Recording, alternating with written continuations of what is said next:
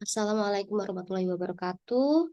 Perkenankanlah saya Nurmahida Mutiasari untuk menyampaikan presentasi saya mengenai teori psikoanalisis. Learning objektif pada presentasi kali ini adalah untuk mengetahui dan memahami teori psikoanalisis oleh Sigmund Freud. Sebelum kita membahas mengenai teori psikoanalisis, kita akan membahas sedikit mengenai siapa itu Sigmund Freud. Sigmund Freud merupakan bapak teori psikoanalisis yang hidup pada tahun 1856 hingga tahun 1939. Freud merupakan orang pertama yang secara sistematis mempelajari dan berteori tentang cara kerja pikiran bawah sadar dengan cara yang kita kaitkan dengan psikologi modern. Lalu apa itu teori psikoanalitik atau teori psikoanalisis? Teori psikoanalitik adalah teori pertama dari sekian banyak teori psikodinamika. Freud menemukan ketidaksadaran yang merupakan dasar dari semua teori psikodinamika. Teori psikodinamika menyatakan bahwa perilaku manusia pada dasarnya adalah fungsi dari reaksi terhadap rangsangan internal yang sebagian besarnya tidak disadari, naluri, dan juga dorongan atau pikiran. Selanjutnya, saya akan membahas tentang struktur kepribadian. Untuk kepribadian sendiri dibagi menjadi 3 level, yaitu level yang paling bawah adalah unconscious atau bawah sadar. Lalu yang ke atas sedikit ada preconscious, yaitu antara bawah sadar dan sadar, dan yang paling atas adalah conscious atau sadar. Nah, struktur kepribadian yaitu id, ego, dan superego berada pada 3 level ini. It berada pada level unconscious, lalu superego berada pada level preconscious, dan ego dia floating atau mengapung di antara ketiga level kesadaran ini. Jadi dia bisa berada pada unconscious, bisa ada pada preconscious, dan juga bisa ada pada conscious. Lalu selanjutnya saya akan membahas mengenai it. It merupakan bagian paling primitif dan instinktif dari kepribadian. It adalah bagian dari alam bawah sadar yang berisi semua dorongan dan impuls termasuk apa yang disebut libido, yaitu sejenis energi seksual umum yang digunakan untuk segala hal, mulai dari naluri bertahan hidup hingga apresiasi seni. It membuat orang terlibat dalam perilaku pemuasan kebutuhan secara instan tanpa memperdulikan apa yang benar ataupun yang salah. Oleh karena itu, it dikendalikan oleh prinsip kesenangan atau pleasure principle. Selanjutnya, kita akan membahas mengenai ego. Ego ialah bagian dari struktur kepribadian yang berfungsi sebagai sarana penghubung it dengan realitas dunia melalui alam sadar yang seorang individu tempati. Ego memiliki defense mechanism, mulai dari yang lower adaptiveness hingga higher adaptiveness. Ego berfungsi berdasarkan 2 prinsip. Yang pertama ada sense of reality, yang mampu membantu ego untuk memahami dan merasakan realitas secara akurat untuk menyeimbangkan it dan superego. Lalu yang kedua adanya reality testing, di mana dalam reality testing ini ego belajar untuk memisahkan diri dari dunia luar dan membedakannya dengan apa yang ada di dalam diri sendiri. Jika seseorang kehilangan kemampuan dalam reality testing ataupun sense of reality ini, maka akan terjadi errors in thinking, di mana saya ulangi, jika seorang kehilangan kemampuan dalam pengujian reality ataupun sense of reality, akan terjadi errors in thinking, di mana akan muncul distorsi kognitif seperti overgeneralization, adanya all or nothing thinking, dan juga ada membanding-bandingkan diri dengan orang lain ataupun menyalah-nyalahkan diri sendiri. Selanjutnya adalah struktur superego. Superego menurut Freud adalah komponen moral dari jiwa yang mewakili nilai-nilai dan standar masyarakat yang internalisasi. Sehingga super ego ini dikendalikan oleh prinsip kesempurnaan atau moral. Super ego menggabungkan nilai-nilai moral dari masyarakat dan menggabungkannya dengan nilai yang kita pelajari dari orang tua ataupun orang lain. Super ego ini kontras dengan keinginan id, di mana dia lebih memandu ke arah moral, dan jika apabila kita tidak memenuhi standar, dia akan menimbulkan rasa bersalah pada diri kita sendiri.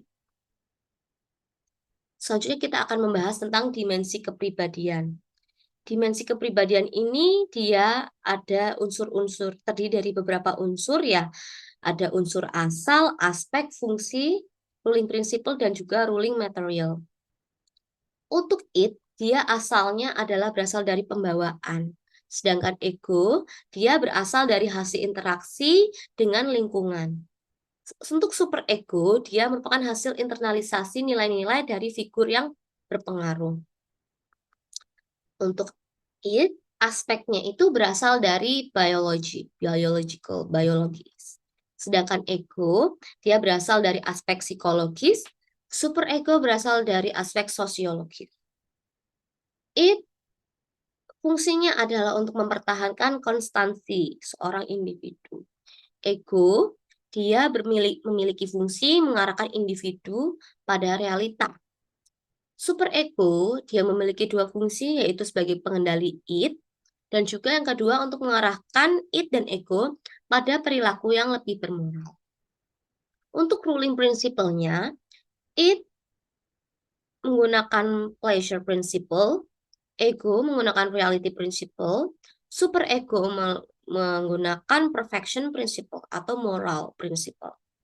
Untuk ruling materialnya, id itu menggunakan reflex atau proses primer, ego melalui proses sekunder, dan super ego menggunakan conscience dan ego ideal. Di sini kita tahu, bisa lihat ya, id dan super ego memiliki arah yang berbeda, sehingga id dan super ego selalu berkonflik, di mana si id menginginkan gratifikasi instan tanpa memikirkan konsekuensinya, sedangkan si super ego itu perfeksionis, mengharuskan kita untuk berperilaku secara normatif, seperti yang ada pada gambar ini, di mana id ingin makan saat ini juga, tetapi super ego berkata, kamu nggak bisa makan saat ini juga, karena saat ini kita sedang meeting, jadi tidak elok jika kita makan di depan orang lain. Gitu. Nah, disinilah ego kita diuji. Ego berfungsi untuk menyeimbangkan keinginan id dan super ego.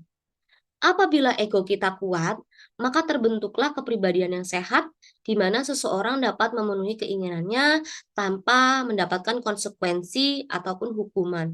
Tetapi jika ego ini kalah ataupun tidak kuat, maka akan memunculkan neurosis atau anxiety. Selanjutnya kita akan membahas tentang Freud dual instinct theory. Freud setuju bahwa faktor motivasi bersifat naluriah, dan naluri ini atau insting ini merupakan sesuatu yang tidak dapat dikendalikan secara sadar, yang berarti insting ini diperantarai oleh id. Insting ataupun naluri ini dibagi menjadi dua secara spesifik, yaitu eros, yaitu naluri kehidupan, dan yang kedua thanatos atau naluri untuk penghancuran atau mati. Insting kehidupan ini merupakan suatu insting survival di sini.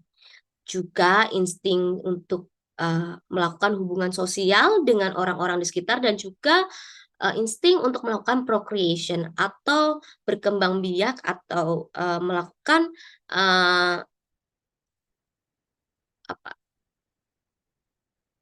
berkembang biak.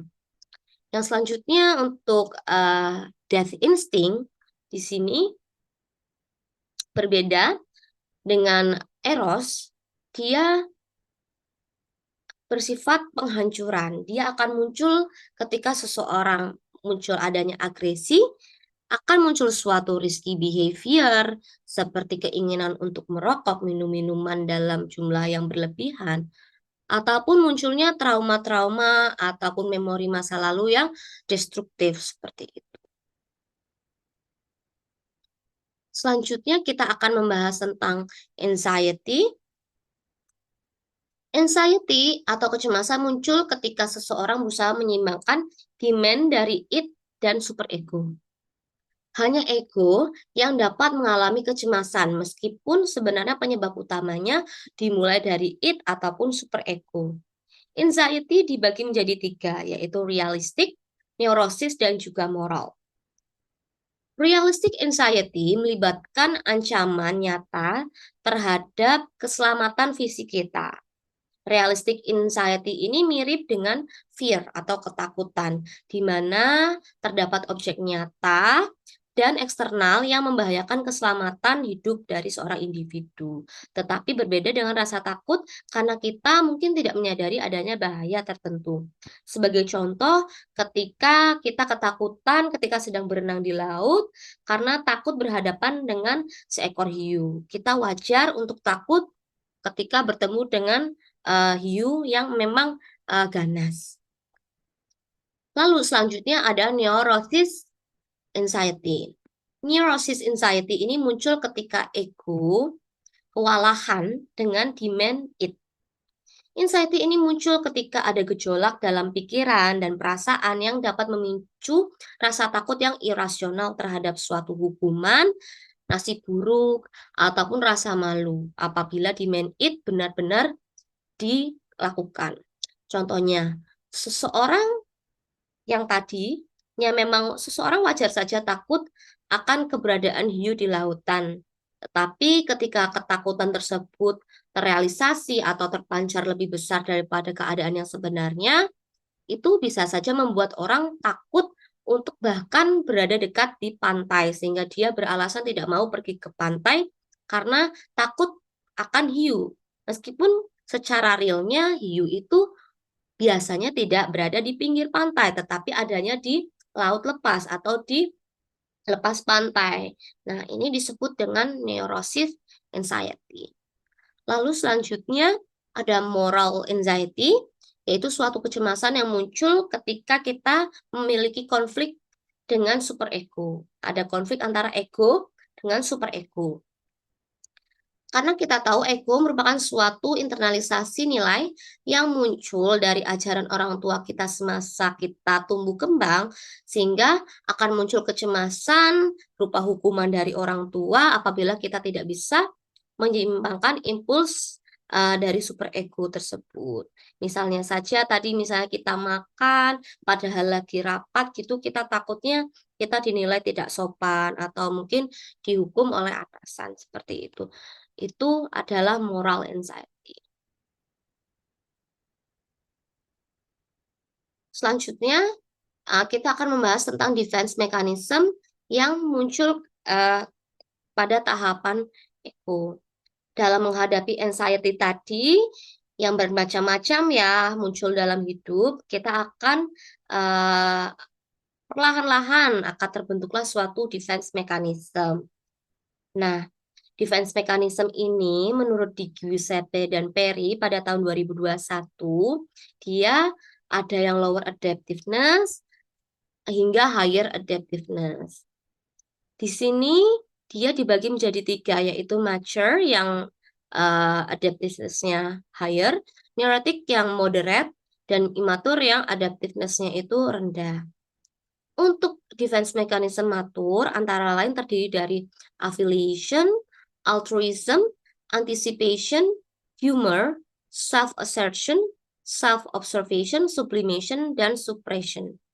Lalu ada yang defense mechanism neurotic yang terdiri dari isolation of affects, intellectualization, undoing, repression, dissociation, reaction formation, displacement. Lalu yang immature atau yang adaptiveness-nya paling rendah yaitu ada devaluation, idealization, omnipotence, rationalization, denial, splitting, projection, dan juga autistic fantasy. Selanjutnya, kita akan membahas kontribusi penting lainnya dari Freud, yaitu teori perkembangannya, yaitu perkembangan psikoseksual. Dalam teori ini, Freud percaya bahwa manusia berkembang melalui tahap-tahapan yang berbeda, yang didorong oleh hasrat seksual. Setiap tahapan ditandai dengan tantangan seksual yang berbeda yang harus diatasi oleh individu. Dari stage oral, di sini major konfliknya adalah winning of breast atau menyapi dari breast ataupun bottle. Untuk erogenous zone-nya adalah mulut.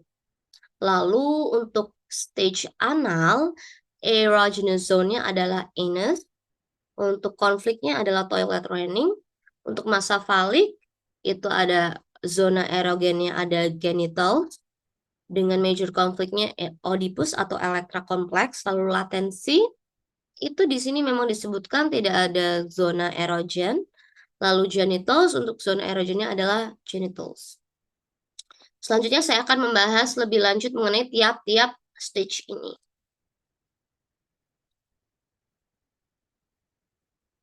Pada tahapan oral, yaitu usia lahir hingga 1 tahun, kesenangan difokuskan pada mulut. Makan dan kenikmatan yang didapat dari mengisap, puting, dot, dan jempol memainkan peran besar dalam tahun pertama kehidupan bayi. Pada usia sekitar 1 tahun, bayi disapi dari botol ataupun payudara, dan proses ini dapat menimbulkan konflik jika tidak ditangani dengan baik oleh pengasuh. Menurut Freud, orang dewasa yang merokok, minum, makan berlebihan, atau menggigit kuku berarti mengalami fiksase pada tahap oral dalam perkembangan psikoseksualnya. Ia mungkin disapi terlalu dini ataupun terlambat yang mengakibatkan kecenderungan fiksasi ini, sehingga menimbulkan kecemasan pada sang bayi, pada sang individu. Selanjutnya ada tahap anal. Pada tahap setelah oral, anak-anak akan memasuki tahap usia 1 hingga 3 tahun, yaitu tahap anal. Pada tahap ini, anak-anak mengalami kesenangan dalam pergerakan usus dan juga kandung kemih mereka. Sehingga masuk akal jika konflik pada tahap ini adalah mengenai pelatihan toilet training. Freud menyatakan bahwa keberhasilan pada tahap anal bergantung pada bagaimana orang tua menangani pelatihan toilet atau toilet training. Freud menyatakan bahwa keberhasilan pada orang tua yang memberikan pujian dan penghargaan akan mendorong hasil yang positif dan dapat membantu anak merasa kompeten. Orang tua yang bersikap keras dalam pelatihan toilet dapat menyebabkan anak menjadi terpaku pada tahap anal yang mengarah pada kepribadian anal retentif. Kepribadian anal retentif ini bersifat pelit dan keras kepala, memiliki kebutuhan kompulsif akan keteraturan dan kerapian, dan dapat dianggap sebagai perfeksionis. Tetapi jika orang tua terlalu lunak dalam pelatihan toilet training, maka anak mungkin juga akan terpaku dan menunjukkan kepribadian anal eksklusif. Kepribadian anal eksklusif ini adalah antara lain berantakan, ceroboh, ketidakteraturan, dan rentan terhadap ledakan emosi. Selanjutnya adalah tahap ketiga, yaitu tahap falik yang berada pada usia 3 hingga 6 tahun. Sesuai dengan usia ketika anak-anak menjadi sadar akan tubuh mereka dan mengenali perbedaan antara anak laki-laki dan anak perempuan. Zona sensitif pada tahap ini adalah alat kelamin. Konflik muncul ketika anak memiliki hasrat terhadap orang tua yang berlawanan jenis dan kecemburuan serta kebencian terhadap orang tua yang berjenis kelamin sama. Untuk anak laki-laki, hal ini disebut dengan Oedipus kompleks. yang melibatkan keinginan anak laki-laki untuk ibunya dan dorongan untuk menggantikan ayahnya yang kemudian dipandang sebagai saingan untuk mendapatkan perhatian sang ibu. Pada saat yang sama, anak laki-laki tersebut juga takut terhadap ayahnya, takut ayahnya menghukumnya karena perasaannya tersebut, sehingga ia akan mengalami castration anxiety atau kecemasan pengebirian. Ketika seorang anak berhasil melalui kompleks Oedipus dengan baik, ia dapat mengidentifikasi diri dengan ayahnya, sehingga dia melihat ayahnya itu sebagai secara tidak langsung untuk memiliki ibunya. Sedangkan kegagalan pada fase Oedipus kompleks ini, dia akan menyebabkan fiksasi pada tahap falik dan menyebabkan munculnya kepribadian yang angkuh dan juga terlalu ambisius. Nah, hal ini juga dapat terjadi pada anak perempuan yang disebut dengan Elektra kompleks. Elektra kompleks merupakan suatu kejadian di mana seorang anak menginginkan perhatian dari ayahnya dan ingin menggantikan posisi ibunya. Anak didik Freud, yaitu Carl Jung, mengatakan bahwa anak perempuan pada fase ini marah kepada ibunya karena tidak memberikan penis. Oleh karena itu, istilahnya adalah penile envy atau iri penis. Meskipun pada awalnya Freud itu menganggap Elektra kompleks ini paralel dengan kompleks Oedipus, seiring dengan berjalannya waktu, Freud menolak hal tersebut dan menganggap Elektra kompleks ini tidak sejajar dengan Oedipus kompleks dan berbeda dengan Oedipus kompleks. Selanjutnya kita akan bahas pada tahap latensi yang muncul pada usia 6 tahun hingga puberti. Periode ini tidak dianggap sebagai suatu tahapan karena perasaan seksual bersifat dorman selama anak karena perasaan seksual pada tahap latensi ini bersifat dorman karena biasanya pada usia ini anak-anak fokus pada kegiatan lain seperti sekolah, ataupun pertemanan, ataupun hobi dan juga olahraga. Anak-anak umumnya terlibat dalam kegiatan dengan teman sebaya dengan jenis kelamin yang sama yang berfungsi untuk mengonsolidasikan identitas peran gender anak. Barulah pada tahap terakhir, yaitu tahap genital, itu puberty hingga adulthood. Disinilah barulah muncul kebangkitan seksual karena dorongan inseks yang muncul kembali. Tetapi pada tahap ini, orang muda mengalihkan dorongan-dorongan ke pasangan lain yang dapat diterima secara sosial, yang biasanya kerap kali mirip dengan orang tua yang sesama jenis. Individu yang berhasil menyelesaikan tahap-tahap sebelumnya, mencapai tahap genital tanpa fiksasi, dikatakan sebagai orang dewasa yang seimbang dan sehat. Selanjutnya, ini daftar pustaka yang saya gunakan. Sekian presentasi mengenai teori psikoanalisis dari saya. Wassalamualaikum warahmatullahi wabarakatuh.